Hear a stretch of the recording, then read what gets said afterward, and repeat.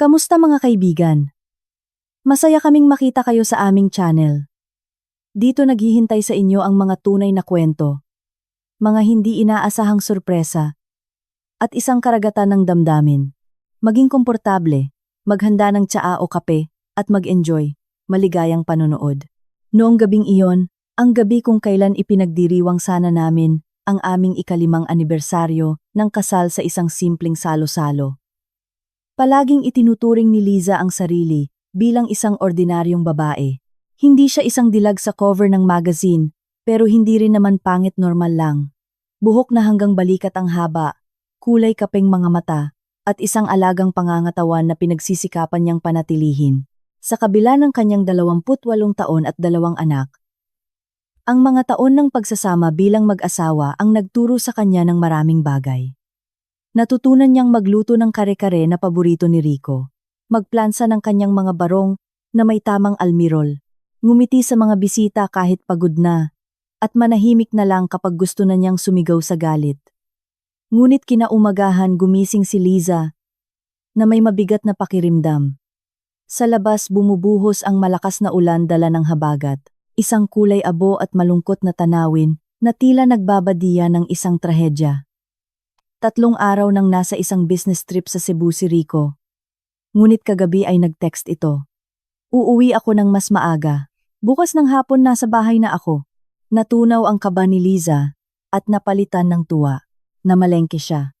Inihanda ang paborito nitong crispy pata at isinuot pa ang bestidang minsan ng tinawag ni Rico na sexy.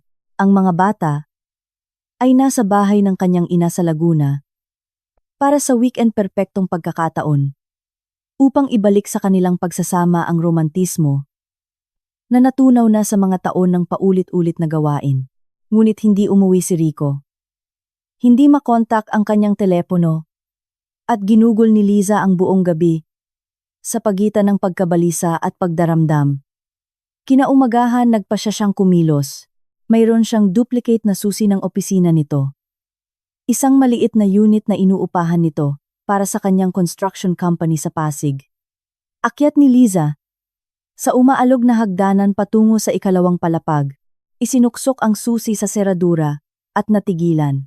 Mula sa loob may mga tunog tawanan, isang boses ng babae at iba pa.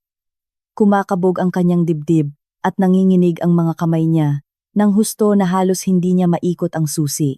Ang nakita niya ay parang pumaso sa kanyang kaluluwa na hindi na kailanman maghihilom. Sa sofa na binili ni Rico para sa mga kliyente, naroon ang kanyang asawa at hindi siya nag-iisa. Isang babaeng mapula ang buhok, si Crisel, na nasa mga 20 taong gulang at nakasuot lamang ng lingerie. Ang nakakandong dito at hinahalikan ito sa leeg. Tumatawa si Rico habang ang mga kamay nito ay nakasalo sa buhok ni Crisel. Ninanamnam ang sandali, tila huminto ang oras.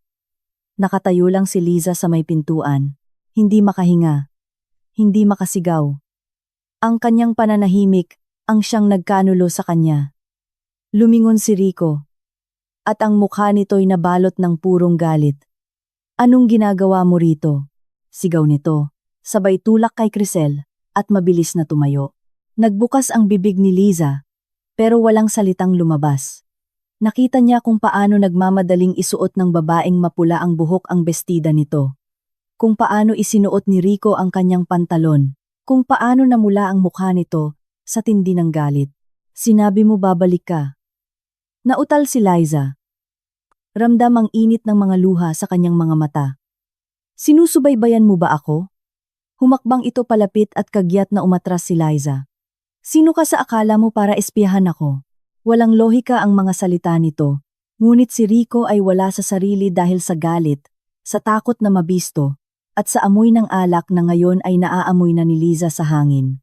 Hinablot nito ang kanyang buhok nang may ganoong tindi ng puwersa na napasigaw si Liza sa sakit. "Rico, bitawan mo ako." Pilit niyang tinatanggal ang mga daliri nito, ngunit kinaladkad na siya nito patungo sa hagdanan, bingi sa kanyang mga pakiusap. "Umalis ka!" sigaw nito habang bumababa. Hila-hila siya. "Umalis ka sa buhay ko! Wala kang kwenta!" Sumilip si Crisel sa pasilyo, ngunit agad ding nagtago. Walang anumang balak na makialam. Natatapilok si Liza sa mga baitang. Ramdam ang paghapdi ng kanyang anit. Sa baba sa tabi ng labasan, itinulak siya ni Rico nang malakas na tumilapon siya sa kalsada at bumagsak sa basang semento. Nagasgasan ang mga palad. At huwag ka nang babalik! Pahabol nitong sigaw bago isara ang pinto ng malakas. Nakahandusay si Liza sa ilalim ng ulan. Ramdam ang paghalo ng malamig na tubig sa kanyang mga luha.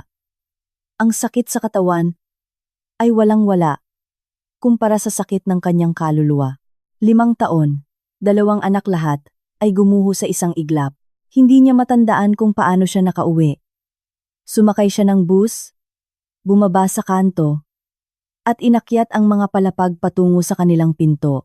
Tanging nang makita niya ang kanyang refleksyon sa salamin sa pasilyo, doon siya sinampal ng katotohanan ng may panibagong lakas. Ang basang buhok, ang duguan niyang mga palad, ang dumi sa kanyang maong. Ngunit ang pinakamasaklap ay ang kanyang mga mata walang laman, walang kislap na parabang ninakawan ng kaluluwa. Nakatayo siya sa gitna ng apartment na tinitirhan nila ni Rico sa loob ng 10 taon. Bawat sulok ay may alaala. Nariyan ang wallpaper na sabay nilang idinikit. Iyon ang marka sa sahig mula sa bisikleta ni Marco. Iyon ang litrato ng kanilang kasal sa dingding. Bigla ang lahat ay tila peke. Hindi totoo. Tulad ng isang set sa isang dula na matagal nang natapos, nag-vibrate ang kanyang telepono. Tiningnan ni Liza ang screen ng walang gana. Isang mensahe mula kay Rico. Kunin mo na ang mga gamit mo bukas at iwanan mo ang mga susi. Sabihin mo sa mga bata na kasalanan mo. Kasalanan niya? Kasalanan niyang niloko siya nito at naglakas loob siyang mahuli ito. Isang nag-aalab at nakakapuwing nagalit ang umusbong sa kanyang kalooban. Inihagis niya ang telepono sa sofa at nagpunta sa banyo. Hinugasan niya ang dumi. Ginamot ang mga sugat. Nagpalit ng damit. Sa bawat kilos, may nagbabago sa loob niya. Tumitigas. Ginagawang bakal ang mga luha. Akala mo ba pwede mo akong itapon na parang basura? Naisip niya habang nakatingin sa salamin. Akala mo iiyak ako at magmamakaawa na bumalik ka? Nagkakamali ka, Rico. Pagsapit ng takip silim nakaupo na siya sa mesa, na may isang kuwaderno at ballpen. Hindi kailanman itinuring ni Liza ang sarili bilang isang mapaghiganting tao. Ngunit may nabasag sa kanyang kaluluwa. Sa loob ng 5 taon, naging isa siyang huwarang asawa, isang ina, ang tagapag-alaga ng tahanan. Isinakripisyo niya ang kanyang karera, mga kaibigan, mga pangarap para sa pamilyang iyon. At ano ang natanggap niya bilang kapalit? Kahihiyan, sakit at isang sipa palabas. Ang una niyang ginawa ay tawagan ang kanyang kaibigang si Attorney Paula. Ang nag-iisang taong mapagkakatiwalaan niya. Si Paula ay isang abogada at palaging sinasabi sa kanya na kung sakaling magpasya siyang makipaghiwalay, tutulungan niya itong iwan si Rico na walang-wala. Paula, kailangan ko ng tulong mo. Ang boses ni Liza ay kalmado, halos malamig, tunay na tulong. Isang oras ang lumipas, nakaupo na si Paula sa kanyang kusina. Taimtim na nakikinig sa salaysay ng mga pangyayari. Ang mukha nito ay dumidilim sa bawat salita. Ang gago, sabi nito sa huli. Liza, kailangan mo siyang wasakin legal, pinansyal, at moral. Nasa atin ang lahat ng baraha. Anong mga baraha? Tanong ni Liza na pagod na. May kumpanya siya, mga koneksyon, pera. 5 taon akong nasa bahay at nag-aalaga ng mga bata. Ngumiti si Paula at sa kanyang mga mata ay kumislap ang isang mapanilang ningning. Eksakto. Kaya nga ikaw ang may kalamangan. Una, ang mga bata palaging papanig ang hukom sa ina. Pangalawa, hindi ka nagtrabaho kaya may karapatan ka sa spousal support at sa kalahati ng lahat ng conjugal properties. At pangatlo, yumuko ito palapit sa kanya. May mga alam ako tungkol sa mga kalokohan ni Rico. Naaalala mo ba noong 1 taon na pinatingnan niya sa akin ang ilang kontrata?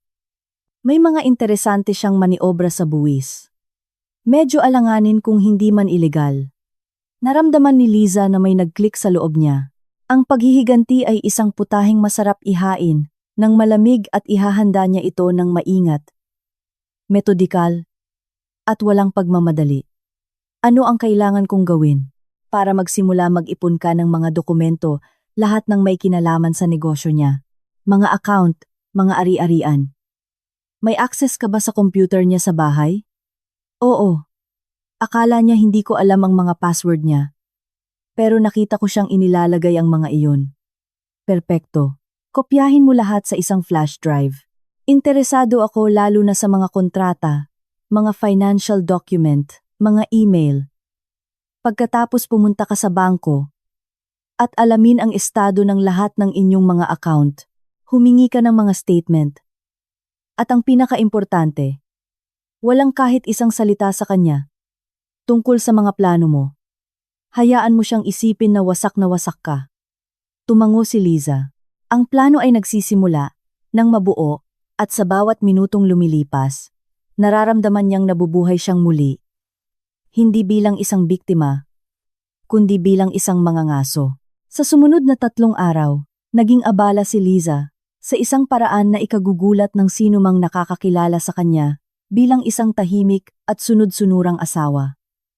Maingat niyang kinopya ang mga file mula sa computer ni Rico. Kinuhanan ng litrato ang mga dokumento sa kanyang vault na ang code ay aksidente niyang nakita 2 taon na ang nakalipas ngunit hindi kailanman ginamit. Bawat papel, bawat kontrata, bawat resibo, iniskan niya at ipinadala kay Paula. Walang kamalay-malay si Rico. Tumatawag ito minsan sa isang araw na may malamig at malayong tono. Iginigiit na umalis na siya sa apartment. Sumasang-ayon si Liza. Nang may pagpapakumbaba, humihingi ng kaunti pang oras para kunin ang kanyang mga gamit at ihanda ang mga bata. Ang kanyang boses ay tunog kaawa-awa at wasak kaya't napanatag si Rico. Kumbinsido na sumuko na ang kanyang asawa nang walang laban. Ang tanga mo. Naisip ni Liza habang nakikinig sa mayabang nitong tono. Bawat masasakit na salita ay lalo lamang nagpapatibay sa kanyang determinasyon. Hindi na siya umiiyak. Naubos na ang kanyang mga luha noong araw na iyon sa ilalim ng ulan habang kinakaladkad siya nito sa buhok. Ngayon ang natitira na lang sa kanya ay isang malamig at kalkuladong pagnanais para sa hustisya. Noong Miyerkules ng gabi dinalaw siya ni Paula na may dalang malaking folder ng mga dokumento at isang bote ng alak. Umupo sila sa kusina at inilatag ng abogada ang mga papel sa mesa na parang mga baraha. Liza, ang natuklasan ko ay isang minahan ng ginto. Simula ni Paula, na may kumikinang na pananabik sa mga mata. Ang asawa mo ay hindi lang isang mangangalunya. Isa rin siyang manloloko. Tingnan mo, heto ang isang kontrata para sa pagtatayo ng isang mall. Ang halaga ay PHP 50 milyon. Dito nakatanggap siya ng 30 milyon bilang paunang bayad.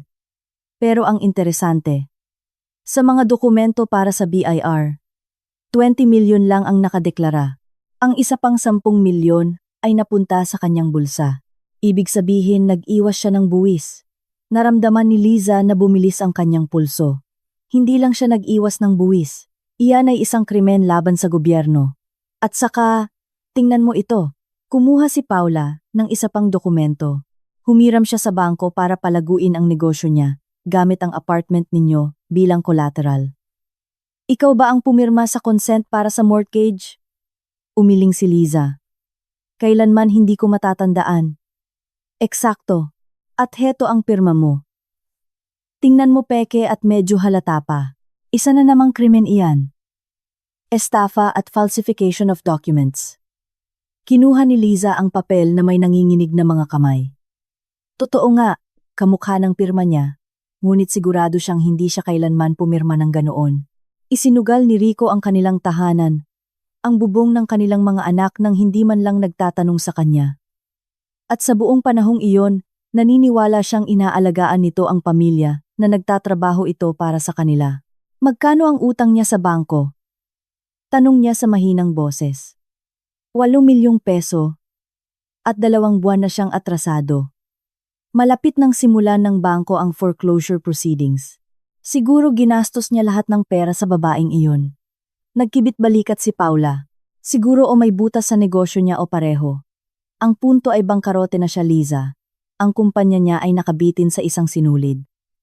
Ilang buwan pa, at babagsak na iyon. At habang nangyayari iyon, pwede ko siyang tapusin. Ang mga salita ay tumunog na matigas, ngunit wala siyang naramdamang kahit katiting na pagsisisi. Eksakto. Ito ang gagawin natin bukas. Ihain mo ang demanda para sa annulment, hilingin mo ang kalahati ng mga ari-arian, ang child support para sa mga bata, at spousal support para sa iyo, hanggang sa makahanap ka ng trabaho. Iyan ang standard. Pero dito magsisimula ang interesante. Uminom ng alak si Paula, at nagpatuloy. Kasabay niyan magsasampa tayo ng reklamo sa pulisya para sa pamemeke ng pirma mo. Kapag nagsimula ang investigasyon, lalabas ang lahat ng kanyang creative accounting. Magsasagawa ng audit ang BIR. Malalaman ng bangko na ang mortgage contract ay walang bisa at i-freeze nila lahat ng kanyang operasyon. Mapaparalisa ang negosyo niya. Kung gayon hindi rin makukuha ng bangko ang apartment natin, tama? Tanong ni Liza. Hindi. Dahil walang bisa ang kontrata, mananatiling sa iyo ang apartment o mas mabuti sa iyo at sa mga bata.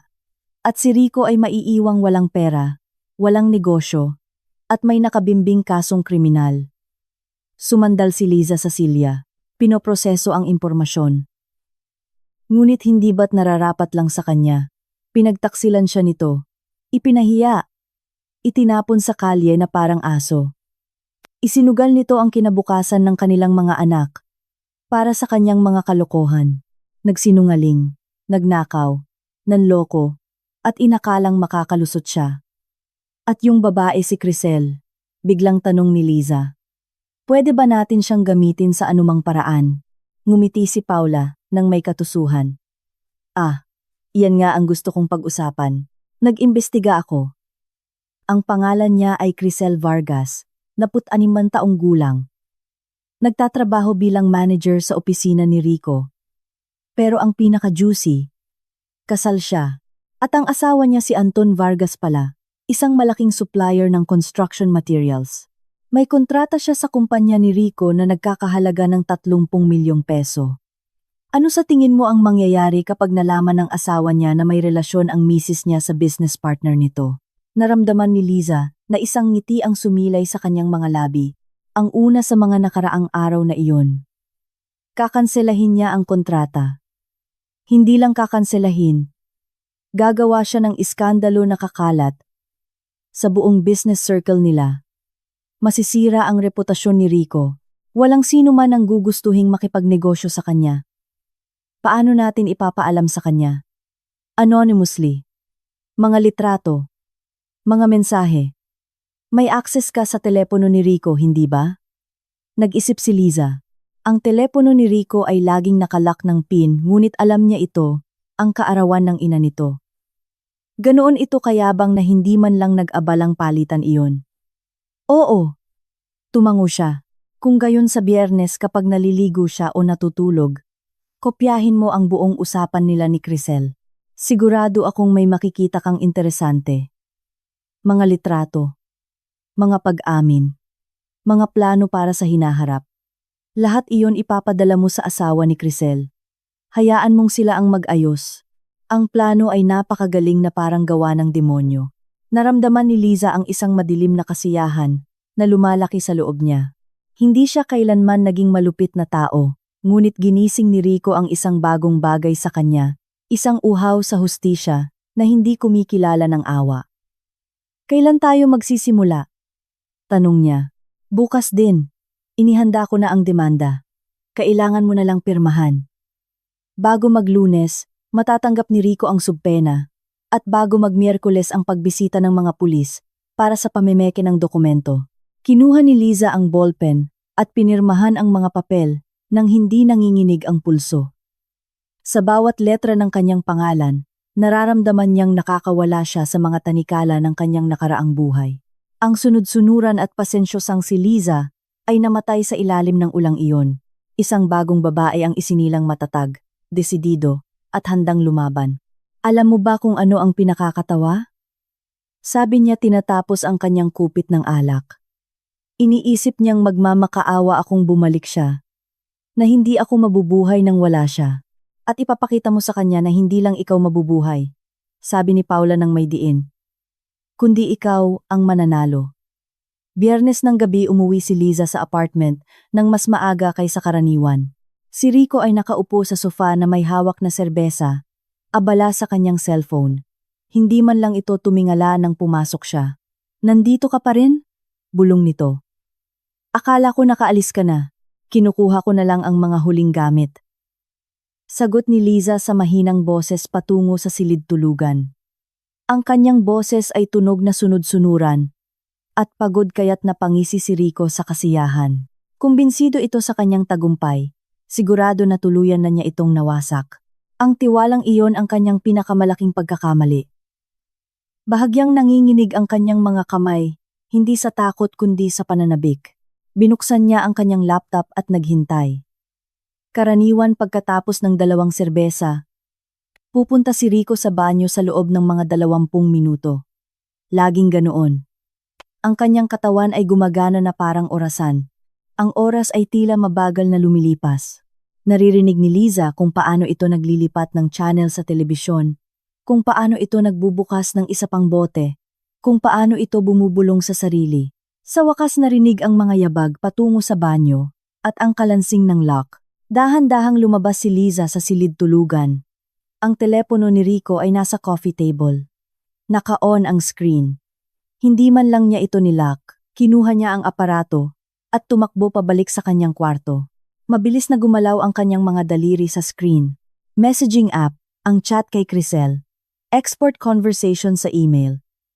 2 minuto at ang buong palitan nila ng mensahe sa nakaraang 6 na buwan ay nasa kanyang poder na, ngunit hindi iyon sapat. Binuksan ni Liza ang gallery. Ang nakita niya ay nagpanginig sa kanyang mga ngipin, sa sobrang higpit na sumakit ang kanyang panga.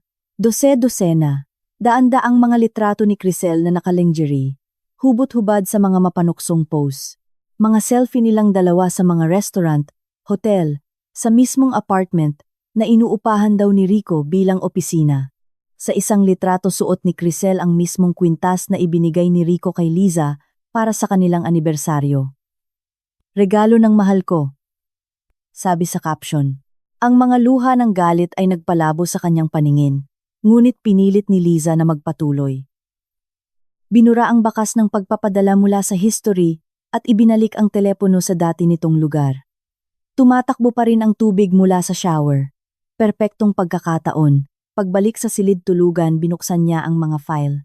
Ang mga mensahe ay mas masahol pa kaysa sa mga litrato. Sumusulat si Rico kay Crisel ng mga bagay na hindi nito kailanman sinabi kay Liza. Mga lambing, papuri, pangako, malapit ko nang iwan ang matandang iyon at magkakasama na tayo. Isinulat nito 1 buwan na ang nakalipas. Hindi niya alam na matagal na akong walang nararamdaman. Tinitiis ko na lang siya para sa mga bata. Sabi sa isa pang mensahe, ikaw ang pinakamagandang nangyari sa akin. Sa iyo nararamdaman kong buhay ako. Bawat salita ay isang punyal sa kanyang puso. Ngunit hindi hinayaan ni Liza na gumuho siya. Nagkopya, nag-save, nag-archive. Ito ay isang armas. At alam niya kung paano ito gamitin. Nang lumabas si Rico mula sa banyo, si Liza ay nakaupo na sa kama na may blankong ekspresyon, nagbabasa ng isang magazine.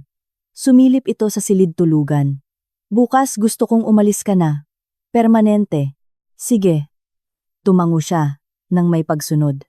Kumunot ang noo ni Rico. Nagulat. Tila inaasahan niya ang pagtutol, ngunit wala itong sinabi at umalis na. Narinig siya ni Liza na muling bumagsak sa sofa at nanood ng basketball. Isang normal na Biyernes ng gabi, maliban na lang na para sa kanya. Iyon na ang huling tahimik na gabi sa mga susunod na buwan. Kinaumagahan tuluyan nang umalis si Liza. Umupa siya ng isang maliit na apartment sa kabilang dulo ng lungsod at sinundo ang mga bata mula sa bahay ng kanyang ina. Si Marco ay 14 na taong gulang. Si Carla naman ay 10. Napansin nilang may mali ngunit minabuti ni Liza na huwag munang ipaliwanag ang lahat. Masyadong abala si Papa sa trabaho, Magkahiwalay muna tayo ng tirahan, sabi niya. Tumango ang mga bata ng walang karagdagang tanong.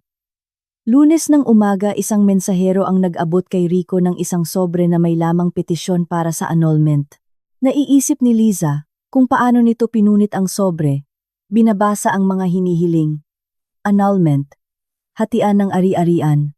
Child support para sa 2 anak na PHP, 25,000, bawat isa kada buwan, at spousal support para sa kanya, hanggang sa makahanap siya ng trabaho. Nagsimulang tumunog ng walang tigil ang telepono, 1 oras ang lumipas. Tumatawag si Rico na parang baliw. Ngunit hindi sinagot ni Liza. Hayaan siyang mag-init sa sariling mantika. Hayaan siyang maramdaman kung ano ang ibig sabihin ng hindi pinapansin. Pagsapit ng hapon, dumating ang isang mensahe. Sumusobra ka na. Akala mo ba susuportahan kita? Magtrabaho ka palamunin. Ngumiti si Liza at nagpadala ng maikling tugon. Sa korte na lang tayo magkita. Ngunit simula pa lang iyon. Miyerkules ng umaga, 9 ng umaga, isang sasakyan ng National Bureau of Investigation, NBI, ang pumarada sa harap ng opisina ni Rico sa Pasig. 2 ahente at isang investigador ang may dalang warrant para kumpiskahin ang mga dokumento dahil sa di umano'y pamemeke ng pirma ng kanyang asawa sa isang kontrata ng mortgage sa bangko. Nag-text si Paula kay Liza. Nagsimula na. Sumisigaw siya sa gitna ng kalye. Napagkakamali raw lahat. Kinuha na ng NBI ang buong vault niya kasama ang mga dokumento. Si Liza ay nakaupo sa isang coffee shop sa tapat ng opisina. Pinapanood ang eksena. Si Rico sa katunayan ay sumisigaw. Kumukumpas. Sinusubukang ipaliwanag ang isang bagay sa mga ahente. Ngunit nanatili silang hindi natitinag. Proseso lang po ito. Lahat ng dokumento ng kumpanya ay isinilid sa mga kahon at kinuha para sa pagsusuri. Hindi inaasahan ni Rico na guguho ang lahat ng ganoong kabilis. Ang investigasyon ng NBI ay nagbunsod ng isang chain reaction.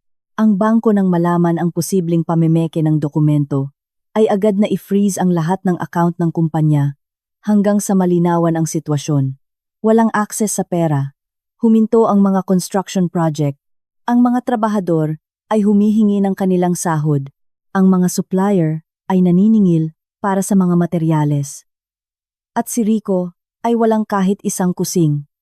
Pinapanood ni Liza ang lahat mula sa malayo. Tumatanggap ng mga ulat mula kay Paula. Bawat balita ay nagdudulot sa kanya ng isang madilim na kasiyahan. Ngunit alam niyang hindi pa ito sapat. Kailangan niya ang coup de grace, ang huling dagok na tuluyang wawasak dito. Huwebes ng gabi, umupo siya sa harap ng laptop at binuksan ang mga mensahe ni Rico at Crisel. Muli niya itong binasa. Pinili ang mga pinakakompromisyong mensahe, ang mga pinakalantad na litrato. Pagkatapos ay gumawa siya ng isang anonymous na email account at nagsimulang maghanap ng impormasyon tungkol sa asawa ni Crisel. Ang pangalan nito ay Anton Vargas at ang paghahanap sa kanyang contact details ay mas madali kaysa sa inaakala niya. Mayroon itong profile sa mga social media at website ng kanyang kumpanya na may professional email address. Isang matagumpay na negosyante, mga 40 taong gulang na mukhang seryoso. Sa mga litrato makikita ang isang lalaking may matipunong pangangatawan at matatalim na tingin. Hindi siya ang tipo ng taong magpapalampas ng isang pagtataksil. Huminga ng malalim si Liza at nagsimulang magsulat ng email. Maikli, direkta, walang emosyon. Subject: mahalagang impormasyon tungkol sa iyong business partner. Si Rico Morales. Mahal na Ginoong Vargas. Niloloko ka ng iyong asawang si Crisel Vargas kasama ang iyong business partner, si Rico Morales. Nakalakip ang mga ebidensya. Lubos na gumagalang. Isang taong naniniwalang karapat-dapat mong malaman ang katotohanan. Inilakip niya sa email ang 12 litrato at mga screenshot ng usapan kung saan pinag-uusapan ni Crisel at Rico ang kanilang mga pagkikita at nagbabahagi ng mga intimang detalye. Partikular na nakakabulabog ang isang mensahe kung saan isinulat ni Rico. Ang asawa mo ay isang matandang tanga. Hindi niya alam na kinakama ko ang misis niya sa apartment na inupahan ko gamit ang sarili niyang pera. Iyon ang mismong unit kung saan natagpuan sila ni Liza. Inupahan daw iyon ni Rico para palakihin ang opisina. Ngunit ginagamit pala para sa kanilang mga tagpuan. Huminto ang daliri niya sa ibabaw ng send button. Pagkatapos nito, isang tunay na giyera ang magsisimula. At hindi lang sina Rico at Crisel ang masasaktan, kundi pati na rin ang asawa nito. Marahil pati ang kanilang mga pamilya. Ngunit sila ang pumili ng landas na ito, naisip ni Liza. Hindi nila inisip ang mga kahihinatnan nang pagtaksilan nila kami. Pinindot niya ang button. Napadala ang email bandang 10 ng gabi. Humiga si Liza ngunit hindi makatulog. Pinag-iisipan ang mga posibleng mangyari. Ano ang gagawin ni Anton kapag nakita ang mga litratong iyon? Gagawa ba siya ng iskandalo? Makikipaghiwalay? Kakanselahin ang kontrata kay Rico? Ang sagot ay dumating ng mas maaga kaysa sa inaasahan niya. 6 ng umaga nag-text si Paula. Tingnan mo ang balita. Mainit na paksa. Kinuha ni Liza ang telepono at binuksan ang isang local news portal. Ang headline ay nagpabilis sa tibok ng kanyang puso. Iskandalo sa industriya ng konstruksyon. Kilalang supplier na si Anton Vargas nagsampa ng kaso laban sa isang construction firm dahil sa estafa at unethical business practices. Ang artikulo ay puno ng mga detalye.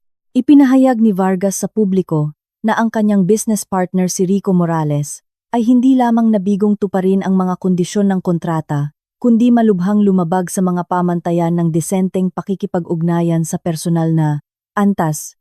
Bagaman hindi nagbunyag si Anton ng mga intimang detalye, ang pahiwatig ay higit pa sa malinaw. Hinihiling niya ang pagpapawalang bisa ng kontrata, ang pagsauli ng paunang bayad na PHP 15 milyon, at damages.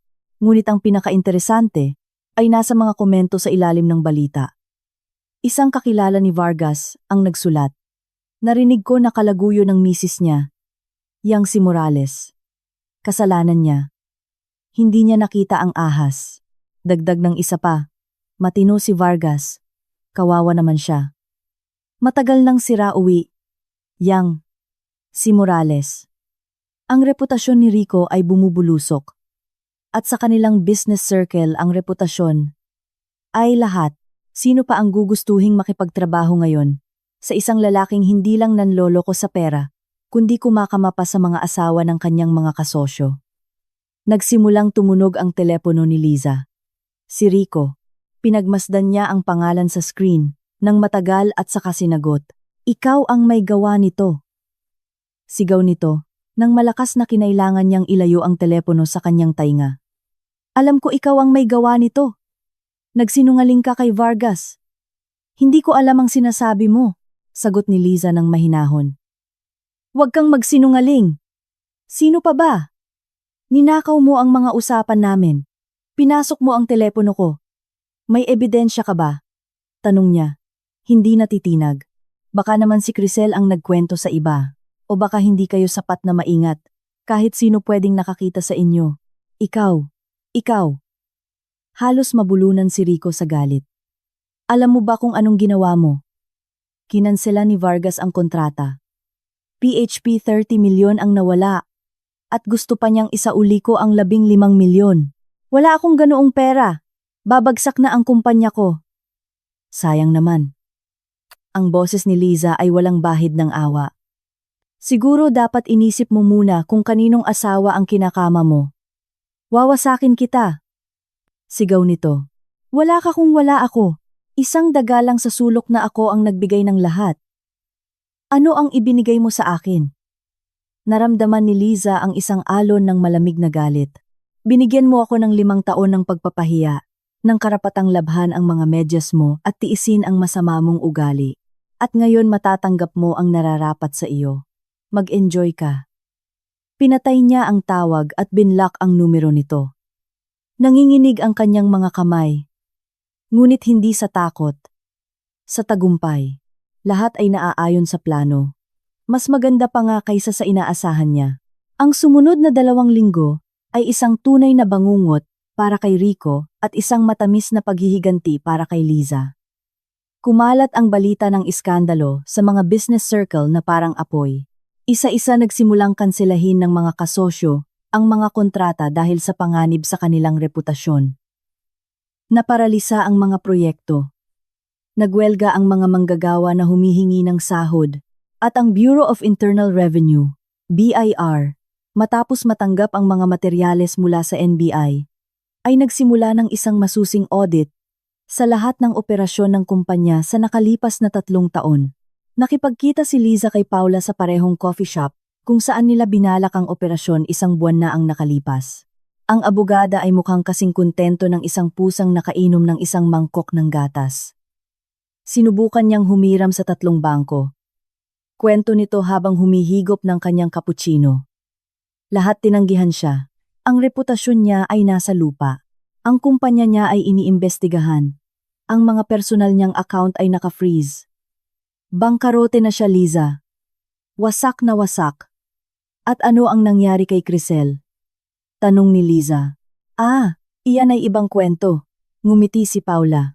Hiningi ni Vargas ang annulment at ginawa niya ito sa publiko sa isang press conference. Sinabi niyang hindi niya kukunintihin ang pagtataksil. Pinalayas niya ito sa bahay, noong araw ding iyon. Ngayon nakikitira siya sa isang kaibigan. Sinusubukang maghanap ng trabaho. Pero sino ang kukuha sa kanya pagkatapos ng ganitong iskandalo? Alam ng lahat na kinaman niya ang isang kasadong kliyente. Naramdaman ni Liza ang isang kurot ng pagsisisi. Sa huli si Crisel ay biktima rin ni Rico sa isang paraan. Ngunit naalala niya ang tawa nito sa opisina, kung paano nito hinalikan ang leeg ng kanyang asawa. At naglaho ang pagsisisi. Bawat isa ay gumagawa ng sariling desisyon at humaharap sa mga kahihinatnan. At ang mga bata? Iyon ang tanging tanong na talagang bumabagabag kay Liza. Sina Marco at Carla ay hindi maapektuhan. Sa katunayan kumuha si Paula ng isang folder na may mga dokumento. Itinakda na ng hukom ang pagdinig sa susunod na linggo. Ang posisyon natin ay hindi matitinag. Hindi nagbabayad si Rico ng child support. Naka-freeze ang mga account niya. Hindi niya kayang suportahan ang mga bata. Higit pa rito dahil sa kasong kriminal niya, halos sigurado na babawasan ng hukom ang kanyang mga karapatan. Makukuha mo ang sole custody, ang apartment dahil idineklarang walang bisa ang mortgage, at isang pensyon na sa pilitang kukunin mula sa anumang kita niya sa hinaharap. Kung gayon sa akin mapupunta ang apartment, sa iyo at sa mga bata. Ito ay conjugal property. Ngunit dahil sa iyo mananatili ang mga bata ibibigay ito sa inyo ng hukom. Si Rico ang kailangang maghanap ng matitirhan. Sumandal si Liza sa silya. Pinoproseso ang impormasyon. 1 buwan na ang nakalipas. Nakahandusay siya sa ilalim ng ulan. Ipinahiya at wasak. Iniisip na tapos na ang kanyang buhay. At ngayon hawak niya ang lahat ng baraha. Nasa kanya ang mga anak, isang bahay, mga ebidensya ng krimen ng kanyang asawa at isang hukbo ng mga taong handang tumestigo laban dito. Alam mo ba kung ano ang pinakakatawa? Sabi niya, nag-iisip. Siya mismo ang gumawa nito, kung hiniling lang niya ang annulment ng maayos. Kung pinag-usapan namin ang hatian ng ari-arian, lahat sana ay naging tahimik at payapa. Ngunit nagpasya siyang itapon ako na parang lumang basahan. Inisip niyang wala akong magagawa. Isang klase itong pagkakamali. Tumango si Paula. Minamaliit nila ang mga tahimik na babae. Marami tayong kayang tiisin.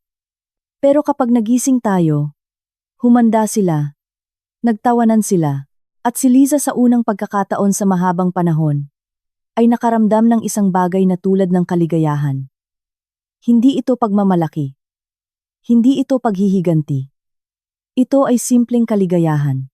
Malaya na siya mula sa isang nakalalasong pagsasama, mula sa patuloy na takot na hindi maging sapat, mula sa pangangailangang maging sunod-sunuran. Noong hapong iyon habang sinusundo ni Liza ang mga bata mula sa paaralan, lumapit si Marco na may seryosong mukha. Mama! Tumawag si Papa. Sabi nito, gusto niya tayong makita. Sabi niya gusto niyang makipag-usap. Nanigas si Liza. At anong sinabi mo? Sabi ko itatanong ko sa inyo. Tumahimik ang bata. Mama, ano po ba ang nangyayari? Bakit tayo lumipat? Bakit hindi na dumadalaw si Papa? Umupo siya sa tabi nito sa isang bangko. Si Carla ay naglalaro sa malapit kasama ang isang kaibigan. Hindi sila pinapansin. Marco, malaki ka na at sasabihin ko sa iyo ang totoo. Simula ni Liza. Gumawa si Papa ng mga napakasamang bagay. Pinagtaksilan niya ang ating pamilya. At ngayon, ay maghihiwalay na kami. Hindi ibig sabihin nito, natitigil na siyang maging ama ninyo. Pero hindi na kami pwedeng magsama. Dahil po ba sa ibang babae? Direktang tanong ni Marco. Napatingin si Liza sa kanyang anak, nagulat. Kailan pa ito lumaki ng ganito? Oo. Simpleng sagot niya. Dahil sa ibang babae. Tumango si Marco. Ang mukha niya ay tumigas. Inaasahan ko na po. Nakita ko siya mga 6 na buwan na ang nakalipas. May kayakap na babae malapit sa mall. Gusto ko sanang sabihin sa inyo. Pero natakot po ako. Inisip ko baka nagkamali lang ako. Niyakap ni Liza ang kanyang anak. Kaya pala kahit ang mga bata ay nakapansin na. Kaya pala siya lang ang nag-iisang bulag, ang nag-iisang tanga, na naniniwala sa isang perpektong pamilya. Sorry po, Mama. Bulong ni Marco. Dapat sinabi ko po sa inyo, wala kang dapat ihingi ng tawad, anak. Wala. Nang gabing iyon nang makatulog na ang mga bata, nakatanggap si Liza ng isang mensahe mula sa isang hindi kilalang numero. Kailangan kitang makausap. Rico, pinagmasdan niya ang screen, nag-aalinlangan. Huwag pansinin o harapin siya. At tingnan sa mata ang lalaking minsan ay kanyang asawa at ngayon ay kanyang kaaway. Bukas 3 p.m. sa coffee shop. Sa Plaza Mayor. Usap lang. Walang sigawan. Agad ang tugon. Pupunta ako. Pinatay ni Liza ang telepono at natulog. Iniisip kung ano ang gusto nitong sabihin. Humingi ng tawad? Magmakaawa? O subukang takutin siya para bawiin ang mga demanda? Ano man iyon, handa na siya. Ang dating Liza ay patay na. Ang bago ay hindi natatakot sa kahit ano. Kinabukasan dumating si Liza sa coffee shop ng eksaktong alas 3. Sadyang nagsuot siya ng isang business suit. Isang kulay abong blazer. Puting blusa. Madilim na pantalon. Ang buhok niya ay nakatali sa isang maayos na bun. Maingat ang kanyang makeup. Nais niyang magmukhang propesyonal. Hindi maabot. Malakas hindi ang simpleng may bahay na naging siya sa loob ng maraming taon. Si Rico ay nakaupo na sa isang mesa sa sulok at halos hindi siya makilala ni Liza. Tumatanda ito ng 10 taon sa loob ng ilang linggo. Hindi nag-ahit, payat at may maitim na bilog sa ilalim ng mga mata. Ang mamahaling suit ay maluwag na sa kanya na parang isang sako. Mukhang malaki ang ipinayat. Nang tumingin ito sa kanya may bago sa kanyang mga mata. Hindi ito galit o kayabangan. Ito ay desperasyon. Salamat sa pagpunta, sabi nito sa isang paos na boses. Umupo si Liza sa harap niya. Hindi inaalis ang bahagyang ngiti sa kanyang mukha. May 5 minuto ka. Magsalita ka. Kinuyom nito ang mga kamao. Pilit na pinipigilan ang sarili. Liza, kailangan mong bawiin ang reklamo sa NBI. Yung tungkol sa pirma. Pakiusap. Para saan? Uminom siya ng tubig. Hindi natitinag.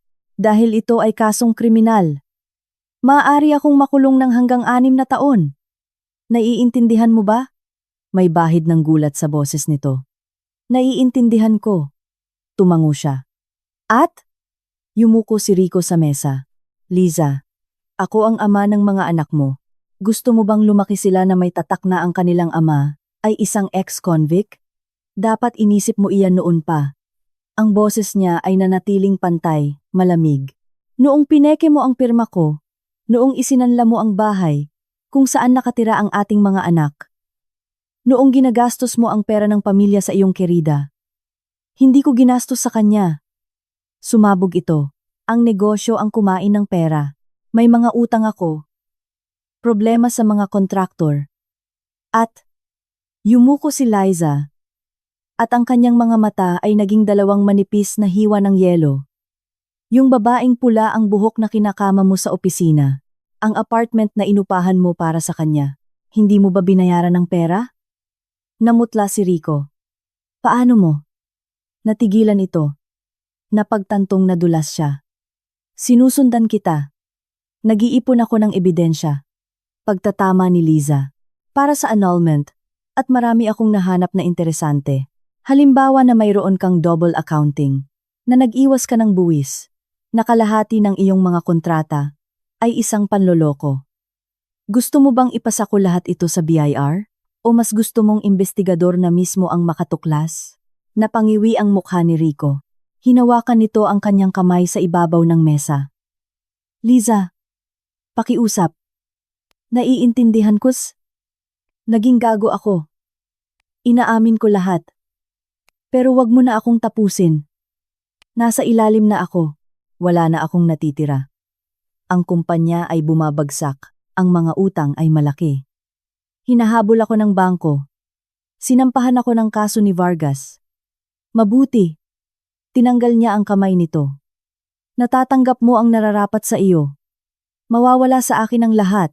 Halos pasigaw na ang boses nito at napalingon ang ibang mga customer. Ibinaba nito ang tono sa isang desperadong bulong. Kukunin nila ang huli kong pera. Mapupunta ako sa kalye. Walang trabaho. Walang pera. May criminal record. Sino ang kukuha sa akin pagkatapos nito? Mamamatay ako sa isang kanal. Ano ang gusto mo? Tanong ni Liza pagod na. Nakaawaan kita? Patawarin kita?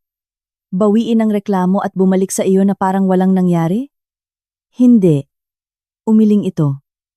Alam kong imposible na iyon.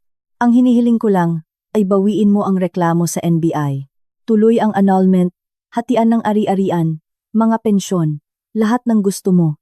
Pero, ang kasong kriminal, Liza. Hindi ko kakayanin ang kulungan. Hindi ko kaya. Namuo ang mga luha sa kanyang mga mata. At nagulat si Liza nang mapagtantong umiiyak ito.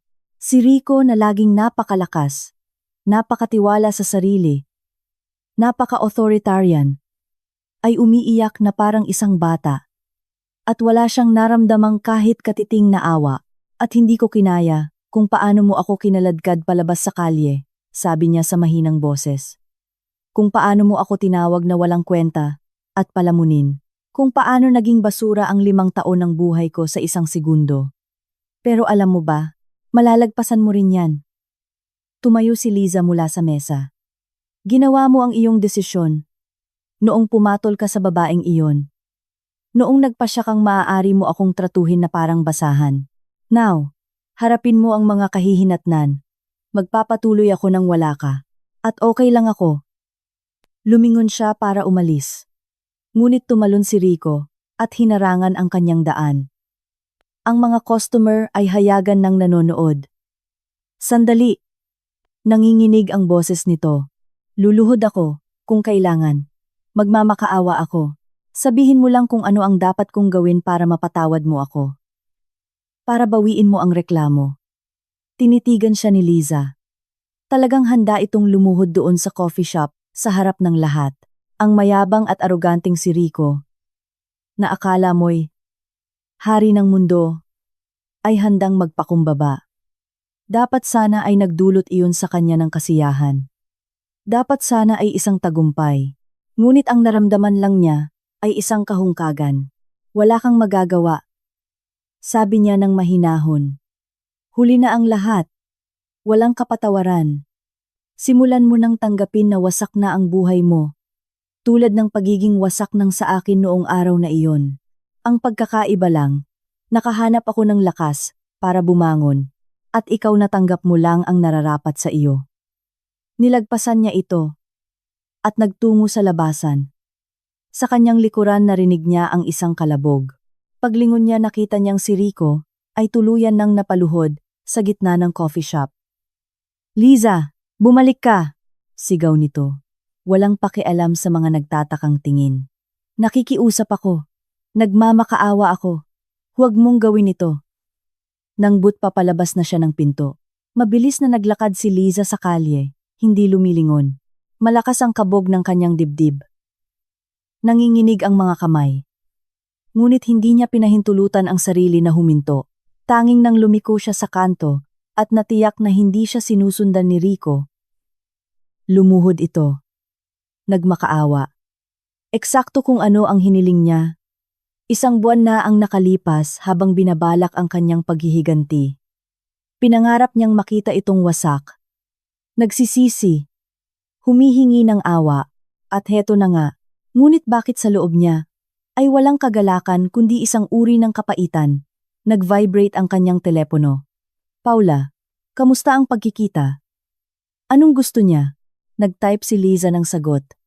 Hilingin na bawiin ko ang reklamo. Umiyak at nagmakaawa. Lumuhod pa sa harap ng lahat. Agad ang tugon.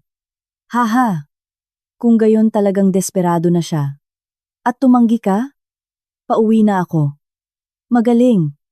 Manatili kang matatag. Mag-usap tayo mamaya. Itinago ni Liza ang telepono at pumara ng taxi. Wala siyang lakas para sa isang siksikang bus pagkatapos ng ganoong engkwentro. Sa buong biyahe nakatingin siya sa bintana. Inaalala ang eksena sa coffee shop, ang ekspresyon sa mukha nito, ang panginginig ng boses nito, ang mga luha. Hindi ito ang Rico na kilala niya sa loob ng 5 taon. Ang isang iyon ay malakas, tiwala sa sarili, minsan ay magaspang ngunit hindi kailanman ina. Winasak ko siya. Naisip ni Liza. Ganap at tuluyan. At sa hindi malamang dahilan, ang kaisipang iyon ay hindi nagdulot sa kanya ng ginhawa. Sa bahay natagpuan niya ang mga bata na gumagawa ng kanilang takdang aralin. Si Marco ay nakayuko sa libro ng matematika. Si Carla ay nagdodrawing sa isang album. Isang normal na hapon, isang normal na buhay. Maliban na lang sa wala ang amang dati umuuwi mula sa trabaho. Nag-iingay sa kusina. Nagtatanong tungkol sa mga grado. Mama, kailan po darating si Papa? Biglang tanong ni Carla. Tumingala mula sa kanyang drawing. Umupo si Liza sa tabi ng kanyang anak. Anak, na pag-usapan na natin. Hindi na rito nakatira si Papa. Pero bakit po? Kumislap ang mga luha sa mata ng bata. Hindi na po ba niya tayo mahal? Siyempre mahal niya kayo. Niyakap ni Liza ang kanyang anak. Ramdam ang paninikip ng kanyang dibdib. Kaya lang hindi na kami pwedeng magsama ni Papa. Minsan nangyayari iyan sa mga matatanda. Dahil po ba sa babaeng iyon? Biglang sabat ni Marco. Narinig ko po kayong nag-aaway noong araw na iyon, bago po tayo umalis. Natigilan si Liza. Kaya pala narinig ng mga bata. Siyempre narinig nila sila ni Rico, ay hindi gaanong nag-iingat sa kanilang mga pag-aaway nitong mga huling buwan. Napahagulgol si Carla. Itinago ang mukha sa balikat ng kanyang ina. Kinagat ni Marco ang kanyang labi. Sinusubukang magpigil, ngunit may mga luha rin sa kanyang mga mata. Niyakap ni Liza ang parehong mga anak. Alam ko masakit. Bulong niya. Masakit din para sa akin. Pero malalampasan natin ito ng magkasama. Magpapatuloy tayo at magiging maayos ang lahat. Ipinapangako ko. Hindi niya alam kung matutupad niya ang pangakong iyon. Ngunit kailangan ng mga bata ng seguridad ng isang haligi. At kailangan niyang maging ang haliging iyon, anuman ang mangyari.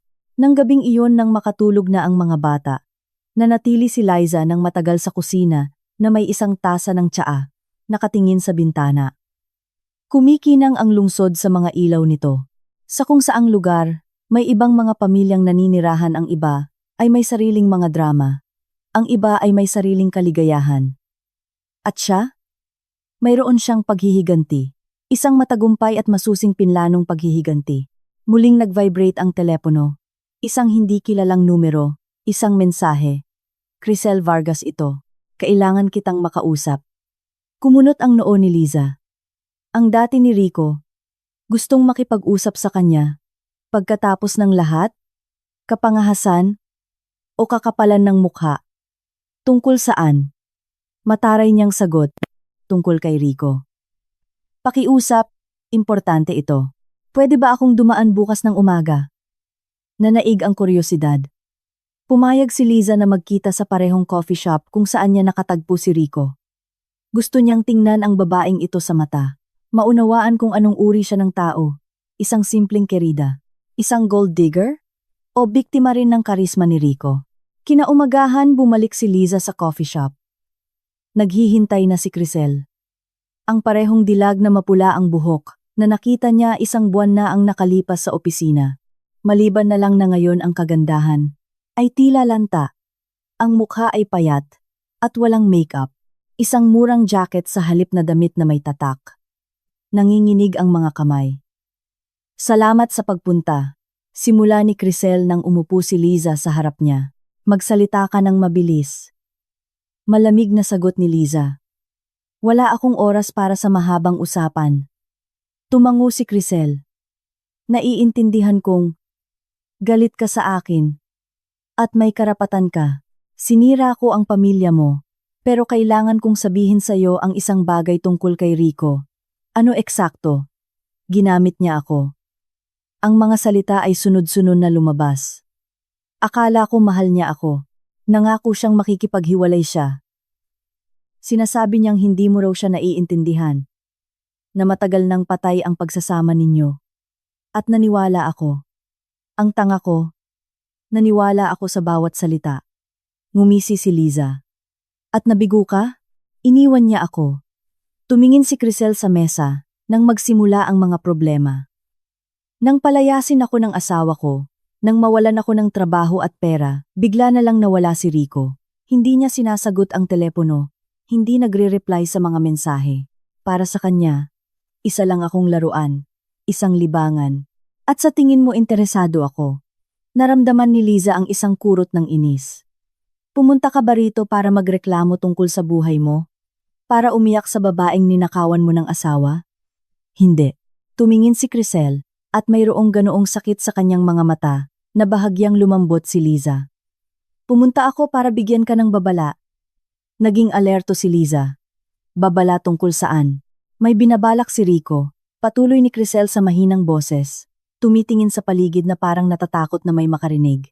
Tinawagan niya ako kahapon sa unang pagkakataon sa loob ng 2 linggo. Kung saan ka nakatira? Sino ang mga kasama mo? Kung may abogado ka? Sinabi kong wala akong alam pero kakaiba siya. Galit na galit.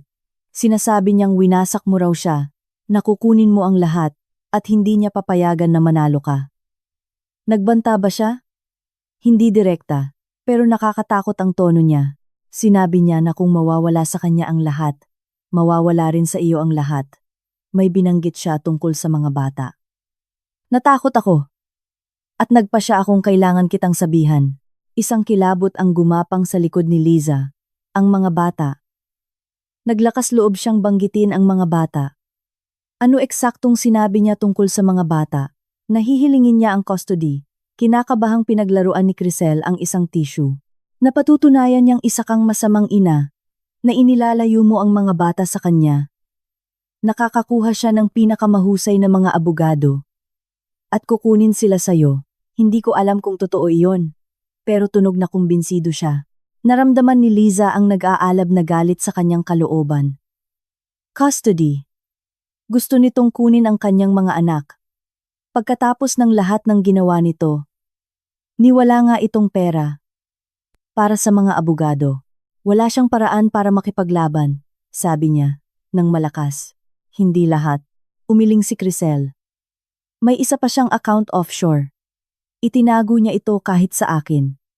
Pero nakita ko ang mga dokumento nang hindi sinasadya. Mayroong mga $300,000 doon. Itinatago niya iyon sa BIR, sa mga bangko, sa lahat. Malamang sa iyo rin. $300,000. Sapat para sa magagaling na abogado at isang mahabang laban sa korte. Kinuyom ni Liza ang kanyang mga kamao sa ilalim ng mesa. Kaya pala may reserba siya. Kaya pala hindi pa siya tuluyang talunan. Bikit mo sinasabi sa akin ito? Tanong niya. Tinitigan si Crisel. Anong gusto mong kapalit? Ngumiti si Crisel ng mapait. Wala. Wala akong gusto. Niloko tayong dalawa ni Rico. Ikaw bilang asawa, ako bilang kerida. Ginamit niya tayo at itinapon ng maging abala tayo. At ayokong may saktan pa siyang iba. Lalo na ang mga bata.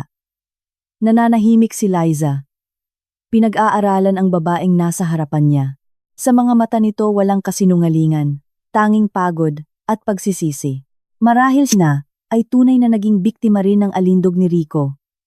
Sige, sabi ni Liza sa wakas. Salamat sa impormasyon. Pero may isang tanong ako sa'yo. Handa ka bang tumestigo sa korte? Ikukuwento mo ba ang alam mo tungkol sa kanyang mga financial schemes? Tungkol sa offshore account? Namutla si Crisel. Iyon ay maaaring maging mapanganib. Mas mapanganib ang manahimik. Matigas na sagot ni Liza. Kung kukunin niya ang mga anak ko, isipin mo kung ano ang magiging buhay nila kasama ang isang manlolokong ama na sarili lang ang iniisip. Gusto mo ba iyon? Hindi, bulong ni Crisel. Siyempre hindi. Kung gayon, tulungan mo akong pigilan siya. Tuluyan. Nanahimik si Crisel ng matagal, nag-iisip. Pagkatapos ay tumango. Sige, tetestigo ako. Sasabihin ko ang lahat, tungkol sa account, kung paano siya nandaya sa BIR, tungkol sa pamemeke ng dokumento. Alam ko lahat. Nagtrabaho ako sa opisina niya. Ako ang may hawak ng bahagi ng accounting. Naramdaman ni Liza ang isang alon ng tagumpay. Ito ay isang alas na hindi man lang niya pinangarap. Isang testigo mula sa loob. Isang taong nakakaalam ng lahat ng maruruming sikreto ni Rico. Salamat, sabi niya ng may sinseridad. Alam kong hindi ito madali para sa'yo. Wala na akong mawawala. Tumayo si Crisel. Naghiwalay na kami ng asawa ko. Wala akong trabaho. Wasak na ang reputasyon ko kahit papaano. Lilinisin ko ang konsensya ko. Nagpalitan sila ng numero ng telepono at umalis si Crisel. Naiwan si Liza na nakaupo. Iniisip ang bagong impormasyon. Isang offshore account. $300,000. Mas tuso si Rico kaysa sa inaakala niya. Nangbut ngayon alam na niya ang alas nito, at nangangahulugan iyon na maaari niya itong i-neutralize. Pagsapit ng hapon tinawagan niya si Paula. At ikinuwento ang tungkol sa pagkikita. Isang offshore account? Bulalas ng abogada. Kung kukumpirmahin iyan ni Crisel sa korte, maaari nating hilingin na ibunyag ang lahat ng kanyang mga account. Pipilitin siya ng hukom na magbigay ng impormasyon tungkol sa lahat ng kanyang mga asset. At kung tumanggi siya o itago ito, isa na namang krimen iyon. Bukod pa rito, hindi magugustuhan ng hukom na sinusubukan niyang itago ang pera mula sa hatian ng ari-arian. At paano ang banta niyang kunin ng mga bata? Puro salita lang iyon. May kumpiyansang sagot ni Paula. Wala siyang tsansa. Una, iniimbestigahan siya. Pangalawa, hindi siya nagbabayad ng pensyon. Pangatlo, sangkot siya sa mga ilegal na gawain. Hinding-hindi ibibigay sa kanya ng hukom ang mga bata. Ngunit gayon paman, maghahanda tayo. Kukuha tayo ng mga testimonya tungkol sa iyo mula sa mga kapitbahay, mga guro, mga kaibigan. Patutunayan nating isa kang mahusay na ina at ang mga pagtatangka niyang kunin ang mga bata ay ipapakita natin bilang manipulasyon at paghihiganti. Kailan ang pagdinig? Sa isang linggo. Ang unang pagdinig para sa annulment at hatian ng ari-arian. Maghanda ka para sa giyera. Pinatay ni Liza ang tawag at naramdamang nawala ang tensyon. Lahat ay naaayon sa plano. Mas maganda pa ngang lumitaw si Crisel, kasama ang kanyang testimonya. Akala ni Rico ay kaya pa niyang lumaban. Ngunit sa katunayan ang kanyang pagkatalo ay nakatakda na. Pumasok siya sa silid ng mga bata sina Marco at Carla, ay mahimbing na natutulog. Kinumutan niya ang kanyang anak na babae, hinaplos ang buhok ng kanyang anak na lalaki. Ang kanyang mga anak. Walang sino man ang kukuha sa kanila. Wala. Ang linggo bago ang pagdinig, ay lumipas sa isang mabilis na takbo. Nag-ipon si Liza ng mga dokumento, nakipagpulong kay Paula, naghanda para sa lahat ng posibleng senaryo. Ibinigay sa kanya ni Crisel ang mga kopya ng mga financial document na itinago nito noong nagtatrabaho pa sa opisina ni Rico. Isang tunay na arsenal, mga account, mga transfer, mga plano para sa money laundering. Lahat ay napunta sa isang folder na lumalaki araw-araw. Hindi rin nagpatalo si Rico. Kumuha siya ng abogado hindi sa mga pinakamahusay ngunit medyo may karanasan. Nalaman ito ni Liza mula kay Paula na nag-imbestiga. Ang abogado ay dalubhasa sa mga maruruming annulment. At alam kung paano umapela sa awa, ipinapakita ang mga lalaki bilang biktima ng mga sakim na asawa. Klasikong taktika. Susubukan kanyang ilarawan bilang isang babaeng pinagtaksilan na naghihiganti dahil sa selos, babala ni Paula. Sasabihin niyang sinadya mong dalhin siya sa bangkarota, na ginagamit mo ang mga bata bilang armas. Maghanda ka para sa dumi. Handa na ako, mahinahong sagot ni Liza. Isang buwan na ang nakalipas, matatakot siya sa mga salitang iyon. Ngayon ang naramdaman lang niya ay isang malamig na determinasyon. Ang araw ng pagdinig ay dumating na kulay abo at maulan. Tulad ng araw kung kailan nagsimula ang lahat. Nagsuot si Liza ng isang madilim na asul na business suit, simpleng alahas at makeup ang imahe ng isang responsableng ina at isang desenteng babae. Sinalubong siya ni Paula sa pintuan ng korte na may nakakapanatag ng ngiti. Magiging maayos ang lahat. Magtiwala ka sa akin. Umakyat sila sa courtroom. Naroon na si Rico kasama ang kanyang abogado, isang lalaking nasa 50 na may mukha ng isang maninila at malamig na mga mata. Nang makita si Liza, nanigas si Rico, ngunit pinanatili ang kanyang composure. Nakasuot din ito ng suit. Nag-ahit. Nag-ayos. Sinusubukang magmukhang isang kagalang-galang na mamamayan. Pumasok ang hukom bandang alas. CS. Isang babaeng nasa katanghaliang gulang na may seryosong mukha at matalas na tingin. Tiningnan niya ang buong silid at sinimulan ang sesyon. Ang unang nagsalita ay ang abogado ni Rico. Sinimulan niya sa pagsasabing ang kanyang kliyente ay isang huwarang ama at isang marangal na negosyante na naging biktima ng isang mapaghiganteng asawa. Your Honor, sabi niya sa isang kaawa-awang tono. Nakaharap tayo sa isang klasikong kaso ng paghihiganti ng isang babae. Ang aking kliyente, itinuro niya si Rico Morales, dahil hindi matanggap ang natural na panlalamig sa kanilang pagsasama, ay nagpa siyang wasakin ang ama ng kanyang mga anak. Ginamit niya laban dito ang mga alagad ng batas. Nagpakalat siya ng mga mapanirang puring tsismis sa mga business circle. Minanipulan niya ang sitwasyon para bumagsak ang negosyo nito. Nakikinig si Liza, nanggigil. Kasinungalingan sa kasinungalingan. Nang but inilagay ni Paula ang isang kamay sa kanyang balikat, na parang nagsasabing, pasensya, hintayin mo ang iyong pagkakataon. Inaamin ng aking kliyente na nagkaroon siya ng isang extramarital affair, patuloy ng abogado, ngunit iyon ay isang pagkakamali. Isang kahinaan. Nagsisisi siya at handang humingi ng tawad. Gayunpaman ginawa ng kanyang asawa ang isang personal na pagkakasala bilang isang operasyon ng pagpaparusa. Nagsampa siya ng reklamo sa NBI dahil alam niyang wawasakin nito ang kanyang karera. Humihingi siya ng isang napakalaking pensyon kahit na maaari naman siyang magtrabaho. Minamanipula niya ang mga bata, inilalayo sila sa kanilang ama. Mayroon ka bang ebidensya ng manipulasyong iyan sa mga bata? Aga-agarula. Seryosong tanong ng hukom. Nag-alinlangan ng abogado. Ang testimonya mismo ni Ginoong Morales. Tumutanggi ang mga bata na makita siya. Hindi nila sinasagot ang kanyang telepono. Siguro ay dahil ayaw nilang makita ang isang amang sumira sa kanilang pamilya, sabat ni Paula. Ito ay isang normal na reaksyon ng mga teenagers sa hiwalayan ng kanilang mga magulang.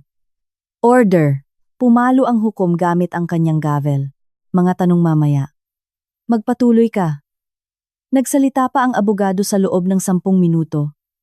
Inilalarawan ang pagdurusa ni Rico Morales at ang kanyang pagmamahal sa mga bata.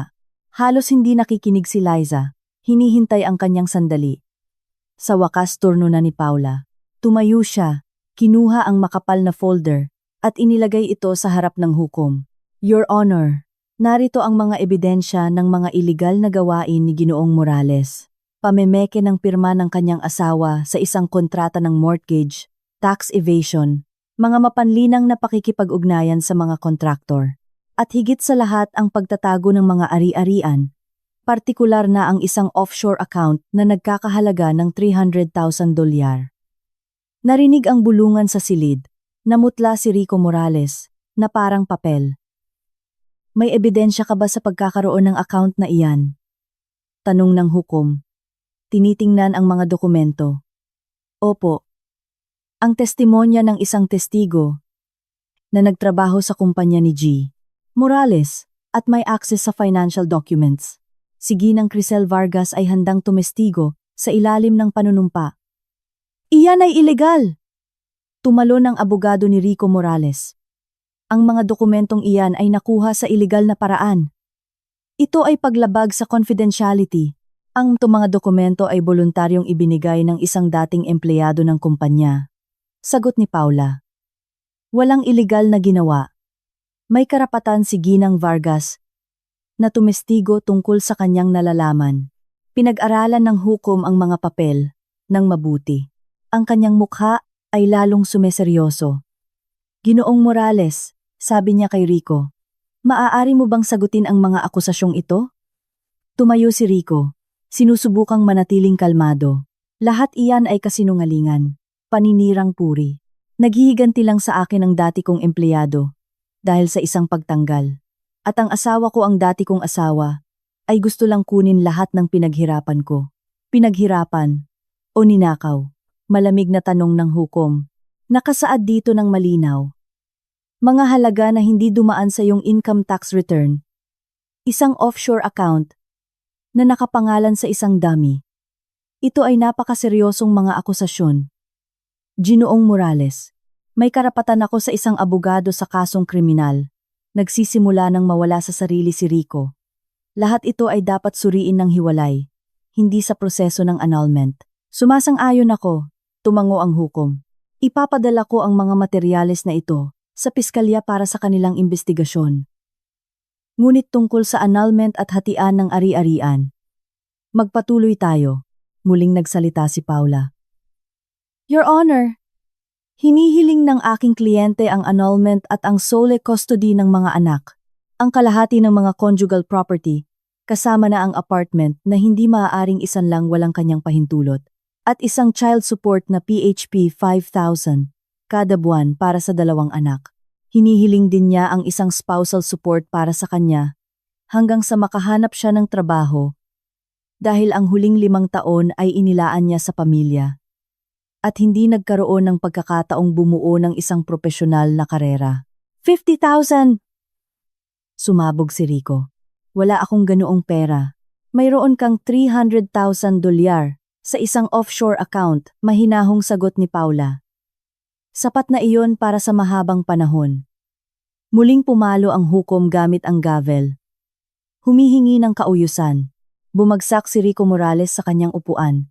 Ang mukha ay balot ng galit at desperasyon. May ibinubulong sa kanya ang kanyang abogado. Ngunit hindi siya nakikinig. Nakatitig kay Liza Montes, na may tindi ng puot. Ginoong Morales, seryosong sabi ng hukom. Obligado kang magbigay sa korte ng kumpletong impormasyon tungkol sa lahat ng iyong mga account at ari-arian. Kung talagang mayroon ang offshore account na iyan, at itinago mo ito sa korte, ituturing iyon bilang isang pagtatangkang manloko at iwasan ang iyong mga obligasyon.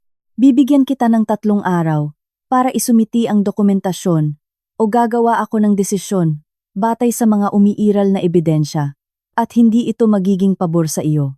Kinuyom ni Rico Morales ang kanyang mga kamao ngunit nanahimik.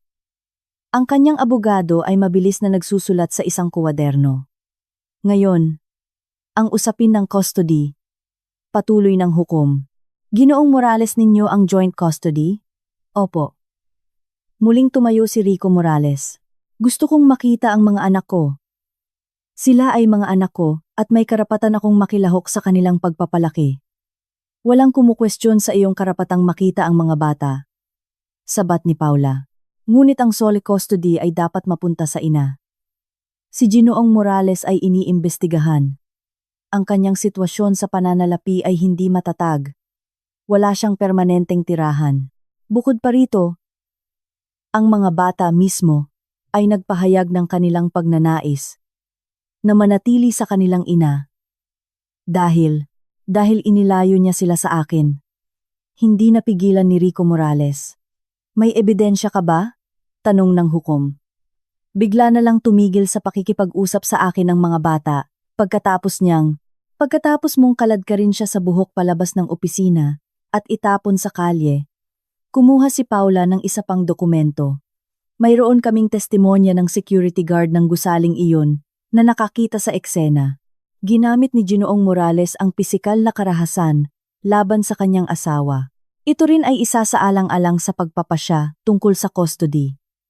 Naramdaman ni Liza bumilis ang tibok ng kanyang puso. Hindi niya alam na natagpuan ni Paula ang guwardya. Nang but ginamit nito sa perpektong sandali, si Rico Morales ay nagbubukas at nagsasara ng bibig na parang isang isda sa labas ng tubig. Namutla ang kanyang abogado, halata na hindi sinabi sa kanya ng kanyang kliyente ang tungkol sa episodyong iyon. Wala ako sa sarili. Nabigla ako. Nahuli ka niya kasama ang iyong kerida. Paglilinaw ng hukom. Tinitingnan ang mga dokumento. At sa halip na humingi ng tawad, o kahit man lang magpaliwanag, gumamit ka ng pisikal na puwersa.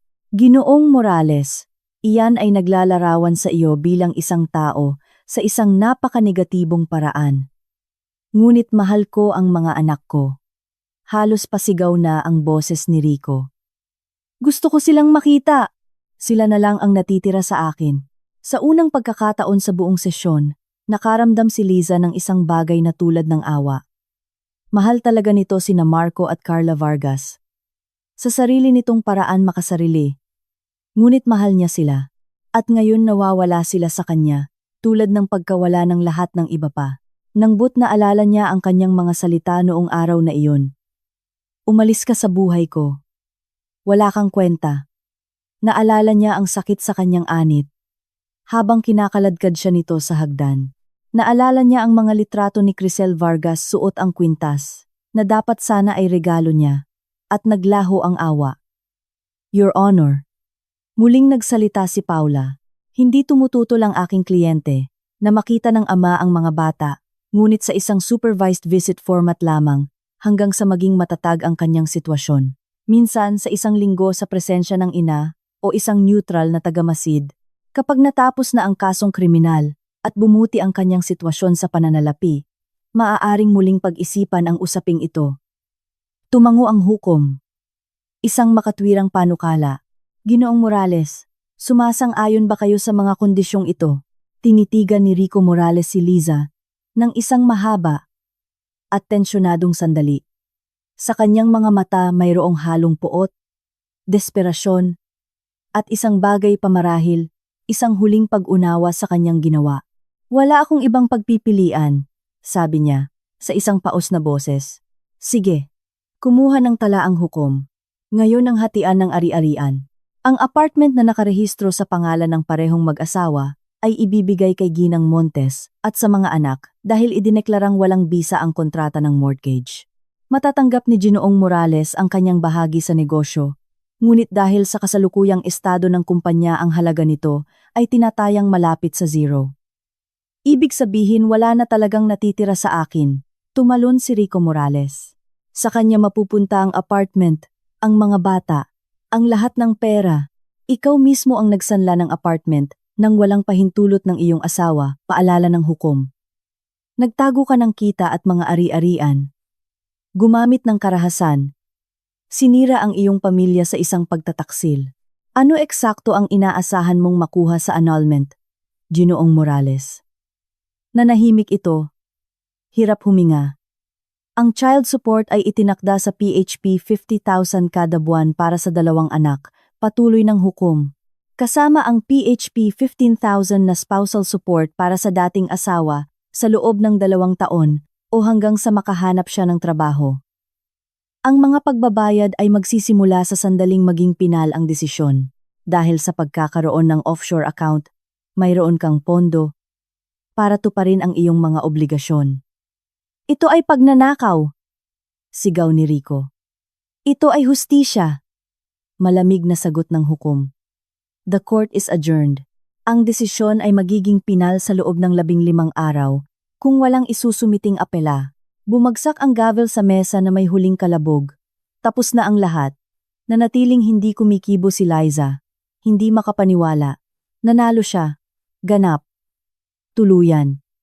Niyakap siya ni Paula sa balikat. Binabati kita. Nagtagumpay tayo.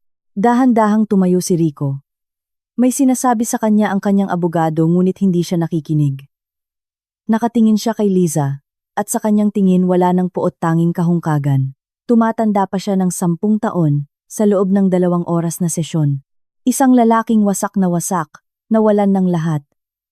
Lumapit ito sa kanya, at nanigas ang mga security guards, handang makilahok. Nang huminto lang si Rico. Ilang hakbang ang layo. "Masaya ka na?" tanong niya sa mahinang boses. Tiningnan siya ni Liza Montes sa mata. "Natanggap ko ang nararapat sa akin." "Katulad mo." Tumango ito na parang inaasahan ang sagot na iyon. "Mahal ko talaga ang mga bata." "At ikaw, minsan minahal din kita." Tumalikod ito at naglakad patungo sa labasan. Sinundan siya ng tingin ni Liza. Nararamdamang ang isang kakaibang kahungkagan sa loob niya. Ang paghihiganti ay natupad na. Ang hustisya ay nagtagumpay. Bakit walang kagalakan sa kanyang kaluluwa? Ang mga sumunod na linggo ay lumipas sa isang ipo-ipo ng mga papeles, mga pagpupulong sa mga abogado, at mga pagtatangkang bumalik sa isang normal na buhay. Hindi umapila si Rico Morales. Wala na siyang lakas o pera para dito. Totoo ngang may offshore account, at sa utos ng korte, isang malaking bahagi ng pondo ang inilipat para bayaran ang mga pensyon at damages kay Liza. Ang natira ay napunta sa pagbabayad ng mga utang sa mga bangko at mga pinagkakautangan. Bumalik si Liza sa ngayon ay kanya ng apartment. Kakaiba ang pakiramdam na maglakad sa mga silid, kung saan dati umaalingaw-ngaw ang boses ni Rico, kung saan sabay silang nanonood ng telebisyon sa gabi, kung saan nakikipaglaro siya sa mga bata. Nang isang katahimikan ang naghahari, sinisira lamang ng mga tawa at boses ni Marco at Carla Montes. Unti-unting naka-adjust ang mga bata. Naging mas seryoso si Marco. Mas inako niya ang papel ng lalaki sa bahay. Tumutulong sa kanyang ina sa mga gawain. Pinoprotektahan ang kanyang nakababatang kapatid. Si Carla Montes ay minsan umiiyak sa gabi. Nagtatanong kung bakit hindi na sila mahal ni Papa Morales. Niyayakap ni Liza Montes ang kanyang anak. Ipinapaliwanag na mahal sila ni Papa Morales, ngunit dumadaan lang ito sa isang mahirap na panahon. At kailangan nila ng oras. Ang unang pagkikita ni Rico Morales sa mga bata ay naganap 1 buwan pagkatapos ng pagdinig. Dinala sila ni Liza Montes sa isang parke, kung saan naghihintay ito sa isang bangko. Nagdala ito ng mga regalo, isang manika para kay Carla Montes at isang bagong video game para kay Marco Vargas. Mas masahol pa ang itsura nito kaysa sa korte, mas payat. May mga uban na sa kanyang sentido. Nakasuot ng murang jacket sa halip ng mga mamahaling suit. Tumakbo si Carla Montes palapit sa kanya, sumisigaw ng papa, at niyakap ito. Mas mabagal na lumakad si Marco Vargas, may pag-aalinlangan. Lumuhod si Rico Morales, niyakap ang parehong mga anak, at napahagulgol. Nanatili lang siyang nakaluhod doon sa parke umiiyak, habang yakap ang kanyang anak na lalaki at babae. Lumayo si Liza Montes. Binibigyan sila ng espasyo. Umupo siya sa isang kalapit na bangko. Pinapanood ang eksena mula sa malayo. May sinasabi si Rico Morales sa mga bata. Tumango sila. Umiiyak din si Carla Montes. Nagpipigil si Marco Vargas. Ngunit nanginginig ang kanyang mga labi. 1 oras ang lumipas. Lumapit si Rico Morales kay Liza Montes. Pula ang kanyang mga mata ngunit kalmado ang mukha. "Salamat sa pagpayag mong makita ko sila," sabi niya sa mahinang boses. "Anong mo sila?" sagot ni Liza Montes. Tumango ito, nanahimik sandali at saka hindi inaasahang nagtanong. "At ikaw, kumusta ka?" Nagulat siya sa tanong. Inaasahan niya ang kahit ano, puot, galit.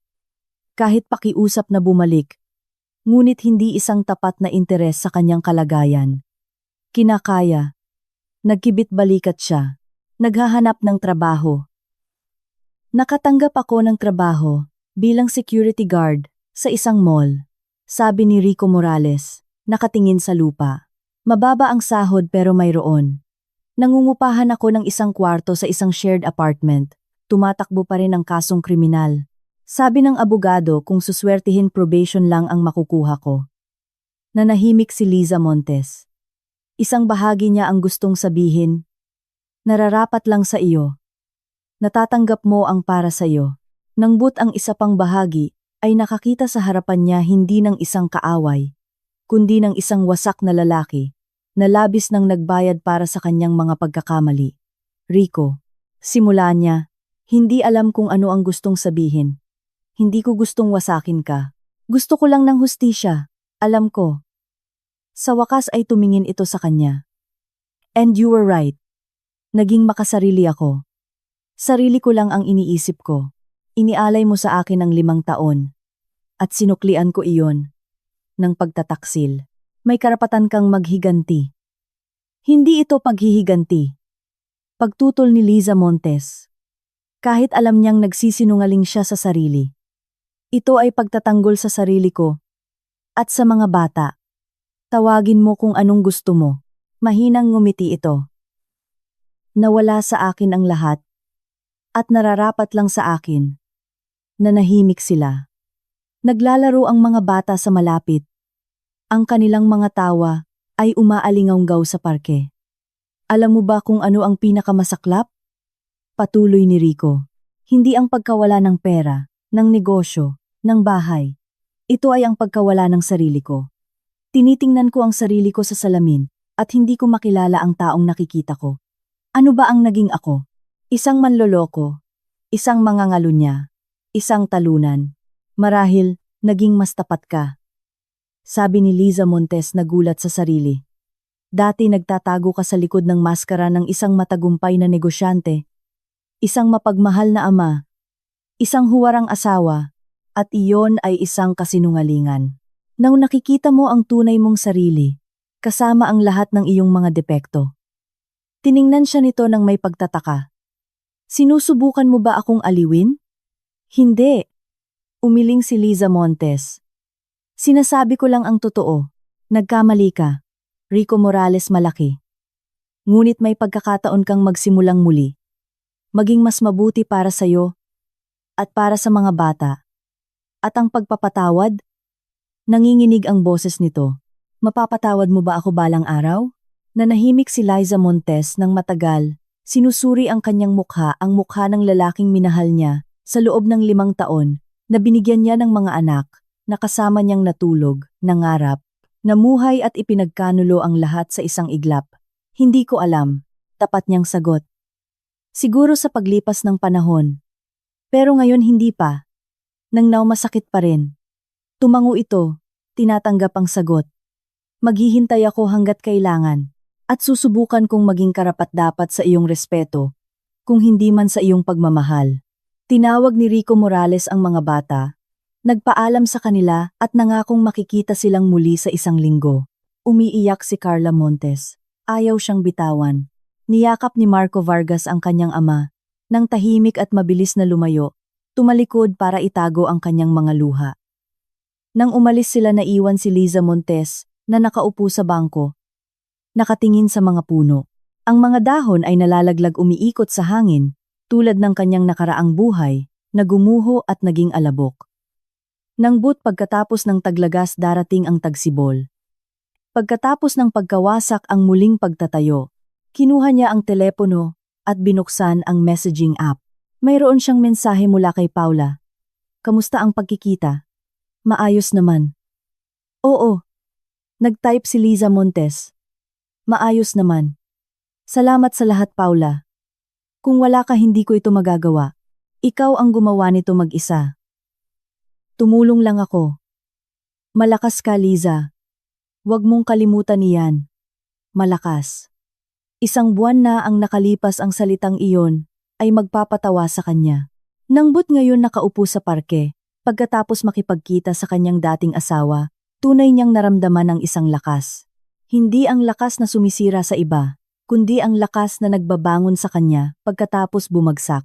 Lumipas ang kalahating taon ng isang bagong buhay na itinatayo ni Liza Montes mula sa simula. Tulad ng isang bahay sa ibabaw ng mga abo. Nakakuha siya ng trabaho bilang isang administrative assistant sa isang maliit na law firm. Tinulungan siya ni Paula sa mga rekomendasyon. Ang sahod ay hindi kalakihan ngunit matatag. At ang pinakamahalaga muli siyang naramdamang kapakipakinabang. Mahalaga. Hindi lang anino ng kanyang asawa, kundi isang independenteng tao. Mas mahusay na naka-adjust ang mga bata kaysa sa inaasahan niya. Si Marco Vargas ay nagsimula pang makakuha ng mas matataas na grado na para bang ang hiwalayan ng kanyang mga magulang ay nagpatanda sa kanya at nag-udyok sa kanya na akuin ang responsibilidad para sa kanyang sariling buhay. Si Carla Montes ay namimiss pa rin ang kanyang ama Morales, ngunit hindi na umiiyak gabi-gabi. Madalas siyang mag-drawing. Sa kanyang mga drawing may mga masayang pamilya, mga bahay na may hardin, mga taong nakangiti. Sinabi ng psychologist na dinadalhan ni Liza Montes sa kanyang anak na iyon ay isang magandang senyales pinoproseso ng bata ang trauma sa pamamagitan ng pagkamalikhain. Dumadalaw si Rico Morales tuwing linggo, tulad ng ipinangako. Minsan naglalakad sila sa parke. Minsan dinadala niya ang mga bata. Sa sinehan o sa isang coffee shop. Nagtatrabaho pa rin siyang guwardya, nakatira sa parehong shared room. Nanggut mas maayos na ang kanyang itsura. Mayroon ng isang tiyak na determinasyon sa kanyang mga mata. Ang kasong kriminal ay natapos na may isang probationary sentence at isang malaking multa na binabayaran niya ng hulugan. Hindi niya naibangon ang negosyo. Ang kanyang reputasyon ay nasira na ng tuluyan, ngunit hindi siya sumusuko. Naghahanap siya ng mga pagpipilian. Nagpaplano siyang magsimula ng bago. Mas tapat. Isang hapon habang si Liza Montes ay nasa kusina na may isang tasa ng tsaa, tumunog ang doorbell. Binuksan niya ito at nagulat nang makita si Crisel Vargas. Ang dating kerida ni Rico Morales ay may ganap na ibang itsura, maikli ang buhok, sa halip na mahabang pulang buhok. Simpleng damit. Minimal na makeup. Sa kanyang mga kamay ay may isang pumpo ng mga bulaklak. Liza Montes, "Hi," sabi niya nang may pag-aalinlangan. "Pwede ba akong pumasok?" Saglit lang. Nag-alinlangan si Liza Montes ng isang segundo. Pagkatapos ay tumango at pinapasok siya. Nagpunta sila sa kusina. Inilagay ni Crisel Vargas ang mga bulaklak sa mesa. "Pumunta ako para magpasalamat sa iyo." Simula niya umupo. "At para humingi muli ng tawad." "Humihingi ka na ng tawad?" Paalala ni Liza Montes, nagbuhos ng tsaa sa 2 tasa. "At tinulungan mo ako sa korte. Bati na tayo." "Hindi." Umiling si Crisel Vargas. "Hindi pa tayo bati. Sinira ko ang pamilya mo. Kahit si Rico Morales ang nagsimula." Pumayag ako. Alam kong kasal siya. Na may mga anak siya. At nagpatuloy pa rin ako. Ito ay aking pagpipilian. At kailangan kong magbayad para dito. At nagbayad ka na. Umupo si Liza Montes sa harap niya. "Nawala sa iyo ang iyong asawa. Iyong trabaho. Iyong reputasyon. Sapat na parusa para sa isang buong buhay." "Siguro." Niyakap ni Crisel Vargas ang tasa gamit ang kanyang mga kamay. "Pero alam mo ba, ang 6 na buwan na ito ay naging mahirap. Ngunit binago nila ako. Marami akong naisip. Sinuri. Napagtanto ko na sa buong buhay ko. Hinahanap ko ang madaling daan. Kumakapit ako sa mga lalaking mukhang matagumpay. Inaasahan kong sila ang lulutas sa aking mga problema. Si Rico Morales ay hindi ang unang kasadong lalaki na nakasama ko. Ngunit siya ang huli. Nakikinig si Liza Montes ng mabuti. Sinusubukang unawain kung bakit dumating si Crisel Vargas, pagsisisi, pagtubos. "Nahanap ko na ang sarili ko." Patuloy ni Crisel Vargas. "Naghahanap ako ng trabaho bilang sales lady sa isang tindahan. Umupa ako ng isang studio sa labas ng lungsod. Pumupunta ako sa isang psychologist. Sinusubukang unawain ang aking sarili. At sa unang pagkakataon sa aking buhay, nararamdaman kong nakatapak ako sa lupa, hindi sa mga ulap ng mga pangako ng iba, kundi sa matatag na lupa. At gusto kitang pasalamatan.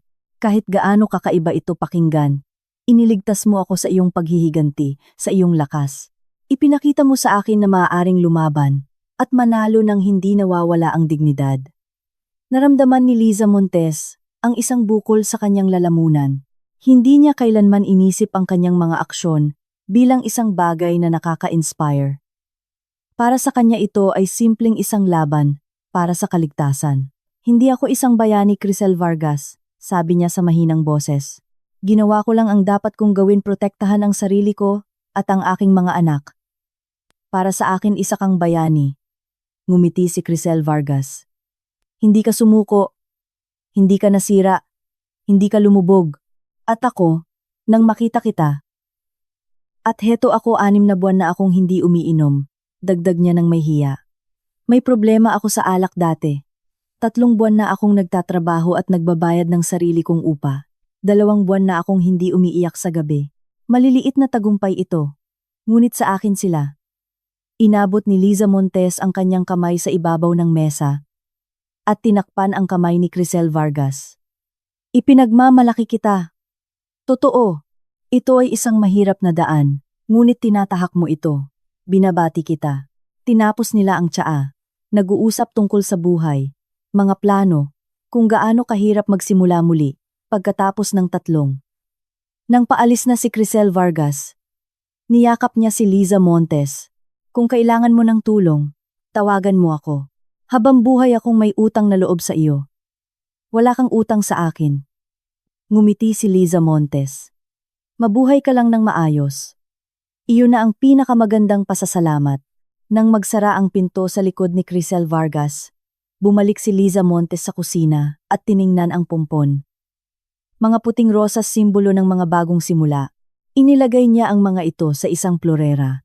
At naisip kung gaano kakaiba nagkakaugnay ang mga tadhana ng mga tao.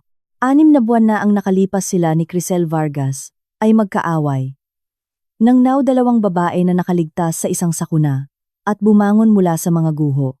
Noong weekend na iyon kukunin ni Rico Morales ang mga bata sa buong araw sa unang pagkakataon. Medyo kinakabahan si Liza Montes, ngunit nagpa siya siyang magtiwala. Nagbago na ito marahil hindi ganap. Marahil hindi magpakailanman, ngunit ngayon ay iba na siya. Mas mapagkumbaba, mas tapat, mas makatao. Nang dumating ito noong Sabado, para kunin ng mga bata napansin ni Liza Montes, na nagpag-upit ito, nag-ahit, nagsuot ng malinis na damit. Sa kanyang mga kamay, hindi siya nagdala ng mga mamahaling regalo, kundi mga simpleng lobo para kay Carla Montes at isang bola para kay Marco Vargas. Ibabalik ko sila ng alas. Acho, sabi niya, si Rico Morales o. Salamat sa pagsisikap mong maging isang mabuting ama. Natigilan ito sa may pintuan. Malinaw na hindi inaasahan na marinig ang mga salitang iyon. Pagkatapos ay dahan. Dahan itong tumango. Ito na lang ang nagagawa ko ng tama ngayon, pero magpapatuloy akong magsikap. Nang umalis sila naiwan si Liza Montes mag-isa sa walang lamang apartment. Isang kakaibang pakiramdam ang bumalot sa kanya.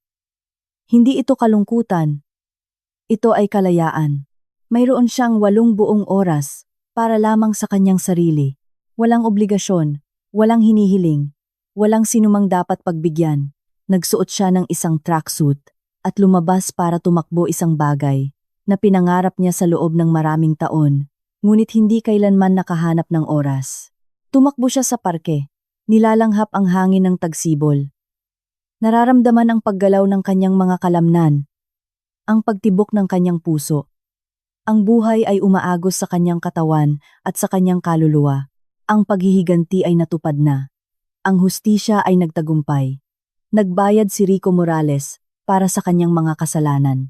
Nang butang pinakamahalaga ay natagpuan niya ang kanyang sarili, hindi ang asawa, hindi ang ina, hindi ang biktima.